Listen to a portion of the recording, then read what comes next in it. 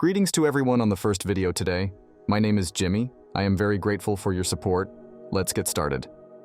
Story 1 from user TinyDonkey4. I used to work in a bar that was about a 5-minute walk from Tesco, a grocery store. Every Saturday afternoon, the bar would hit a lull between 4 and 5, so I'd get sent to Tesco to pick up fruit, mint, and juice for the night. And seemingly every Saturday, some customer in Tesco would come up to me as mistake me for staff there. My work uniform didn't even look similar to the Tesco uniform. I never understood it. The best case of mistaking me for somebody who worked in Tesco was this. A woman came up to me while I had my hands full of cartons of juice. She started complaining about bad service and unhelpful staff. I tried telling her that I didn't work there, but she kept cutting me off. Eventually, she demanded to speak to my manager. I responded with, "Oh, you'll have to go to the bar around the corner to speak to the manager. That's where she is." The woman looked shocked for a second, but then said, "Oh, well, that explains why this place is run like a poor excuse for a circus. Your manager is off in a bar, drinking on the job. I should have guessed it."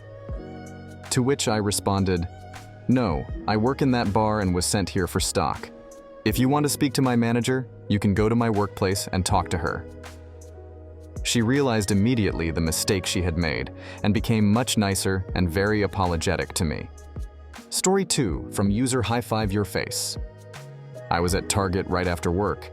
I had on a red polo and khakis, and it had my company name embroidered on it that starts with a T. I was doing some networking stuff, so I wasn't wearing my normal dress clothes. I forget what I was buying, but I had my cart full and my purse over my shoulder. A woman asked me where the laundry detergent was. I am used to this, so I just told her that I think it is down a few aisles. This woman lost her ever-loving mind on me saying that I was a horrible employee. I should know where everything is in my store. I will never be paid above minimum wage because I am so dumb. She wanted my name, my supervisor's name, and the number to corporate. It was after her rant that I politely informed her, "Ma'am, I don't work here. I was just telling you where I saw it while shopping for my own stuff." She didn't believe me and went to find a manager. I went to the checkout. I guess she found a manager and brought him to where I was checking out. Started demanding that he reprimand me. He then informed her that I didn't in fact work there. She was flabbergasted and just walked away. No apology, no nothing. The manager, however, did apologize to me. I told him no problem, not his fault. You can't fix unwise. Story 3 from user ArroganceWard. A couple weeks ago, I was at my local PetSmart chatting with the one guy there who really knows his stuff. I have a good deal of experience with aquariums, but I like to run my ideas by other people before I try them out. We are talking, but a customer comes up, so he breaks off to assist them. As I am standing there looking at the fish, an old woman walks up to me and asks about what kind of bowl and food she should get for the goldfish her grandson brought home from the fair. I start to tell her I don't work there, but as I glance around, the guy I was talking to and the other employee were still busy. So it went kinda like this, I don't really... the thing is, goldfish actually need a fairly large aquarium, so you should either get at least a 30-gallon setup with this filter and such, or if you don't want to invest that much, I'm sure the store would be more than happy to take it off your hands. And if you'd like a more manageable fish, I would recommend a betta. Now here are some good setups for them, yada yada yada. I finish helping the old woman, and immediately another customer. At this point, I notice there is a mini rush as it is around 5-ish and people are stopping by after work. Comes up to me and asks a question about what fish would work well in her son's guppy tank. At this point, I'm pretty much committed, and I decide to help her too. Eventually, after about 25 minutes and several more customers, the crowd thins out, and I go back to my conversation with the employee. I ended up helping PetSmart sell several fish and one aquarium that day. Story 4 from user Just Another Wife. I was on my break and decided to walk down the mall to the Bon, Macy's now.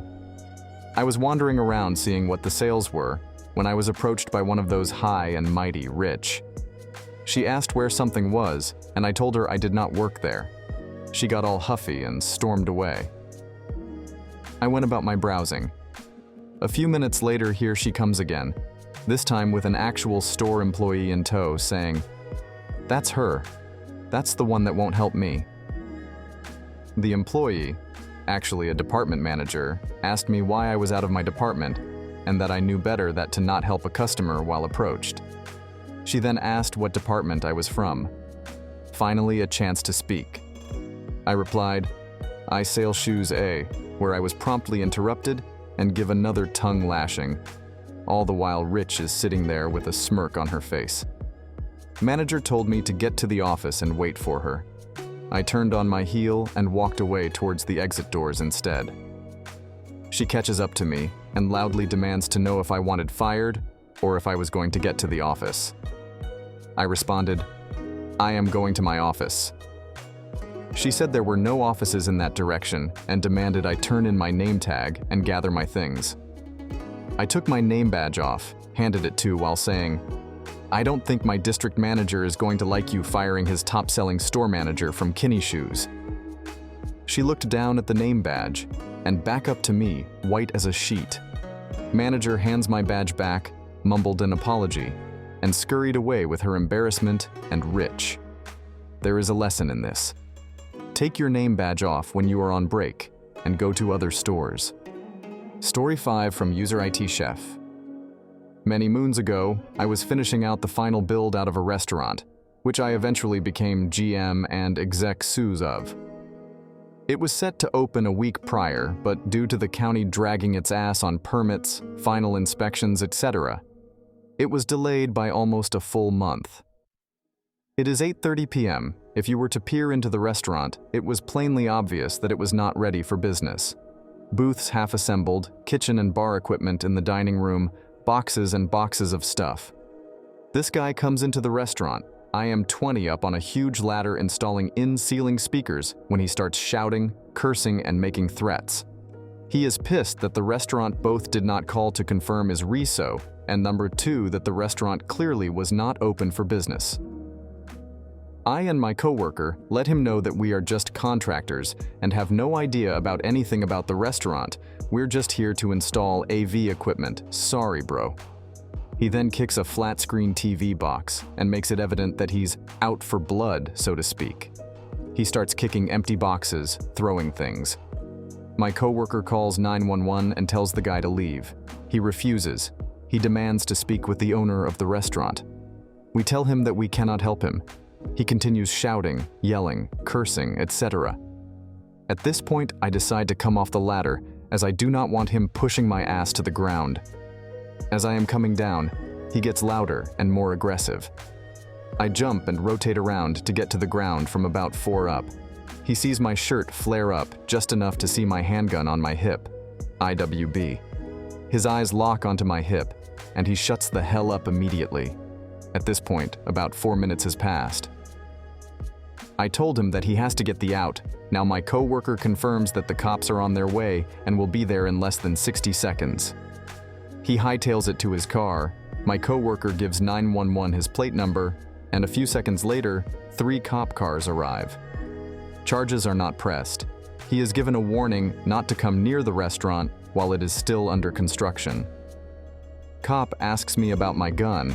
I show it to him, which leads to about a 20-minute conversation on the differences in my gun, Glock 26, and his, SIG.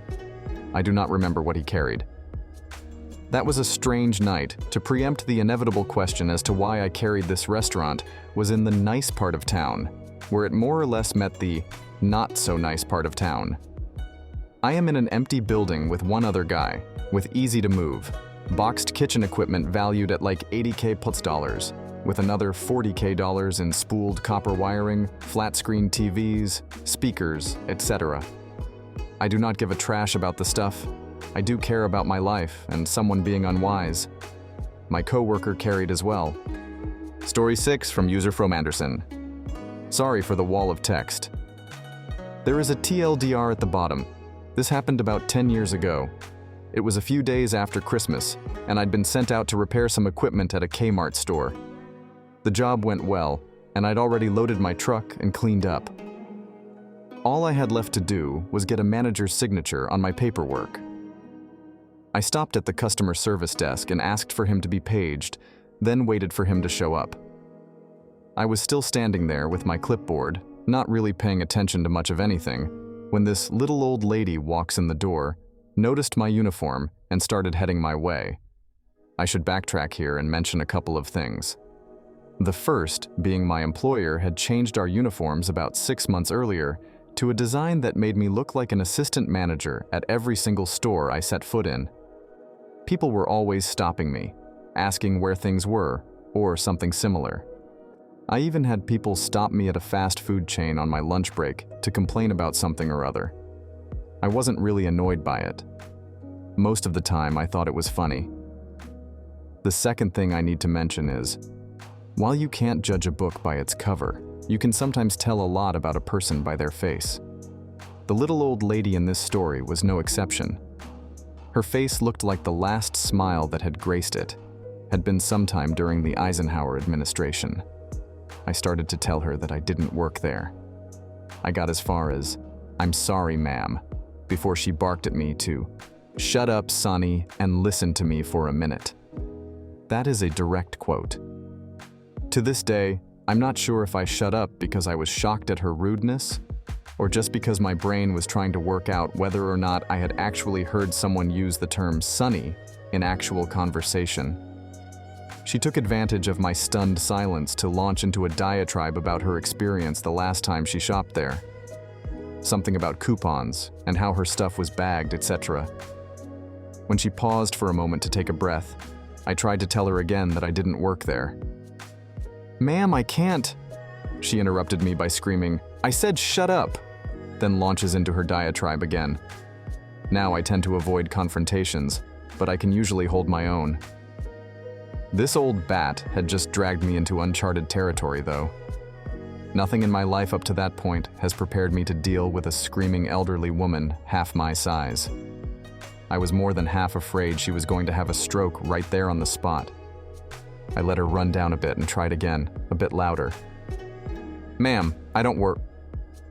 She then tries to clamp her bony hand over my mouth.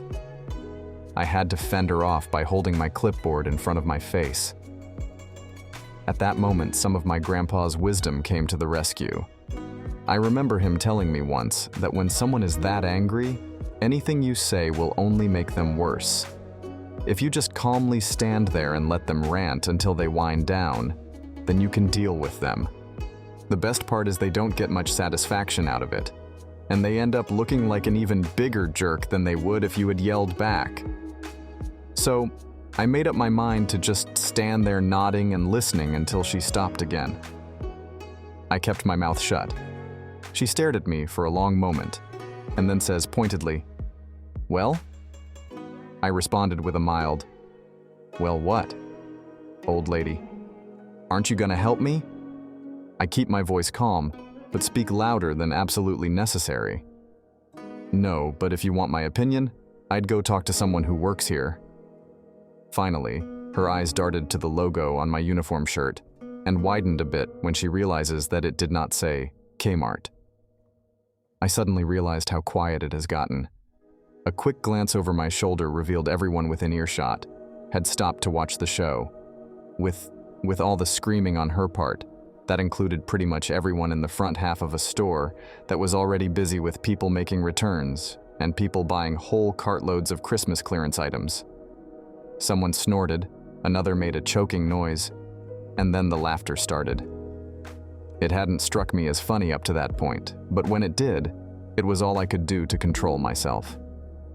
She glanced around, opened her mouth and closed it as if she started to say something, then thought better of it. After a few seconds, she turned around and marched herself right back out the wrong way through the entrance door, without so much as a muttered apology. "Thanks for the advice, Grandpa. You were a far wiser man than I ever realized." TLDR old lady screams at me and interrupts me multiple times when I try to tell her that I don't work there, so I let her make a fool of herself in front of a crowd. Thanks to everyone who watched to the end. See you in the next video. Bye-bye.